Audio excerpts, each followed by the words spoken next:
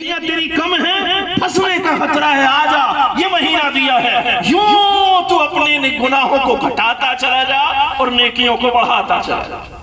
ذرا ذرا سی بات پہ گناہ معاف ہو رہے، ہر رات اللہ جہنم سے آزاد فرماتا ہے، ہر رات کو اللہ جہنم سے آزاد فرماتا ہے۔ اولہ رحمہ واوسطہ مغفرہ وآخرہ عتق من النار، اور پہلا عشرہ تو سارا رحمت کا ہے، دوسرا سارا مغفرت کا ہے، اور تیسرا تو جہنم سے آزادی ہی آزادی کا ہے۔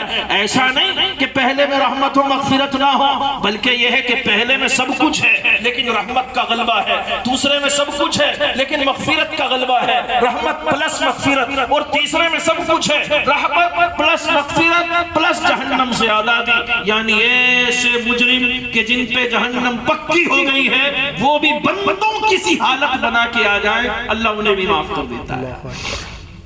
سمجھ میں آ گئی بات؟ اتنا بڑا رحمان و رحیم